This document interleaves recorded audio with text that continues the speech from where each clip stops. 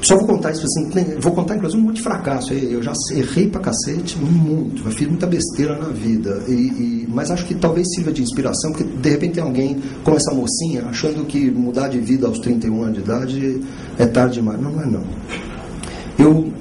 Eu nasci numa família em que eu sou a 6ª geração de advogados. Ninguém é perfeito, né? É uma desgraça, assim, é um karma. Eu digo, na minha família não é profissão, é karma. Meus sobrinhos já têm advogado também, já tem uma sobrinha neta advogada, pô, é uma desgraça. E aí começa a entrar o acaso. Primeiro, eu entrei na faculdade de Direito em Santos. Aí um belo dia me deu na cabeça, porque deu na cabeça, tinha um irmão mais velho me buzinando o seguinte, que eu tinha que vir estudar em São Paulo, eu tinha que me transferir para São Paulo. Eu me transferi para São Paulo, mas eu também não queria ficar só estudando, eu queria fazer um estágio, e arrumei um estágio num escritóriozinho de advocacia deste tamanho, pequenininho, na Avenida São Luís, num prédio de apartamentos que estava sendo convertido para prédio comercial. Esse escritóriozinho desse tamanho acabou virando o Machado Meyer Sendacks e Ops, que hoje é um dos maiores aí, grandão, 850 funcionários, coisa e tal. E naquela altura eu não sabia que ia virar isso. E também não sabia que eu ia ficar amigo dos caras e que ia ficar amigo até hoje, que esses caras iam me abrir certas portas, e uma das portas que esses caras abriram foi me botar na cabeça, no 3º ano da faculdade, que eu tinha que fazer um mestrado nos Estados Unidos. Porque todos eles iam, sempre. Todos os caras que chegavam a uma determinada fase lá dentro iam. Falei, eu não tenho grana para ir, eu não tenho como ir, mas eu não sei como, mas eu vou. Né? Então eu comecei a escrever para todo lado, comecei a arrumar carta de recomendação, vai atrás, tem que fazer o TOEFL, vai fazer o diabo do TOEFL, estuda feito animal, passa no TOEFL, consegue a pontuação. Então, as coisas vão indo, assim, meio sem essa coisa de você planejar a longa distância, porque na minha visão eu ia ser advogado, eu ia me formar, eu ia voltar para Santos, ia ser advogado em Santos, coisa e tal. Né? Paralelo a isso, no fundo eu não gostava de direito, era um karma. Mas eu, já que estava fazendo, procurava fazer direitinho, né? Sempre fiz isso na minha vida. Qualquer coisa que eu me meta a fazer, eu tento fazer o melhor que eu puder. De qualquer forma, gostando ou não gostando. Gostar é outra parte. Só que eu queria achar alguma coisa que eu gostasse. E eu comecei a descobrir que eu adorava ler sobre marketing. E aí eu lia tudo que caía na minha mão sobre marketing. E alguns textos realmente me fizeram parar para pensar muito. E me criaram na cabeça uma noção, que era o tal de nicho de mercado. Porque meu número de registro na Ordem dos Advogados no Estado de São Paulo é 52.115, o que significa que no Estado de São Paulo já tinha 52.114 advogados antes de mim, eu ia ser mais um. Né? E eu falei, eu preciso achar um nicho onde eu seja o número 1, nem que seja um nicho desse tamanho. Né? Vamos ser cabeça de sardinha, que é muito melhor que ser bunda de baleia. Né? Vamos fazer de algum jeito. E lá, de novo, né, acabei indo fazer esse mestrado, saí de Santos direto para Nova York, coisa e tal. Né? Cheguei lá no verão.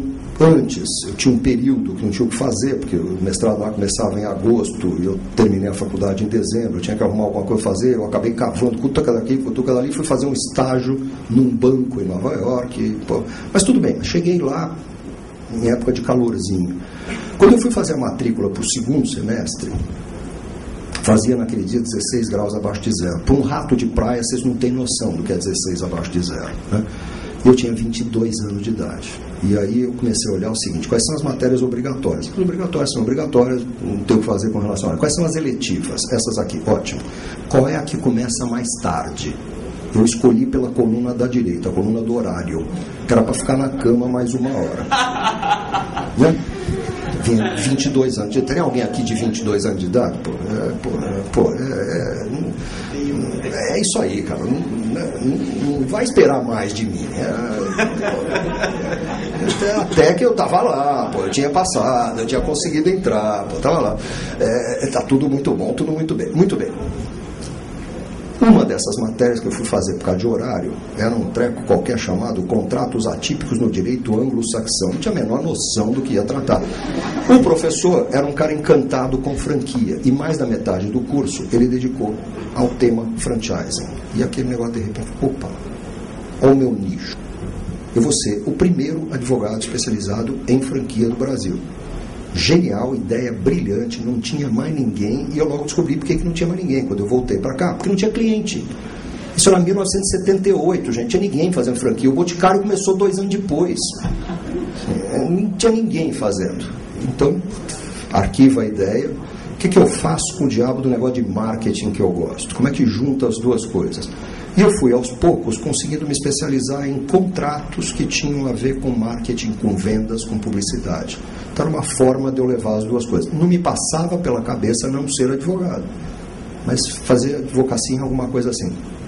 E aí o mundo vai levando, né? Nessas coisas, por causa desse movimento, eu acabei diretor jurídico da Associação Brasileira de Anunciantes. Eu vou contar daqui a pouco porque que isso tem a ver com a minha história. Aí o tempo foi passando e começo a ver o seguinte, tem algum movimento acontecendo no país que me dizia que franchising ia chegar uma hora boa, que ia acontecer uma hora que franchising ia acontecer. Eu só queria estar por perto disso. E aconteceu quando uma conjunção de fatores levou, em 85 foi aprovado o Estatuto da Microempresa. Facilitou muito a abertura de empresa. Hoje é difícil abrir empresa, vocês não têm ideia do que era antes, né?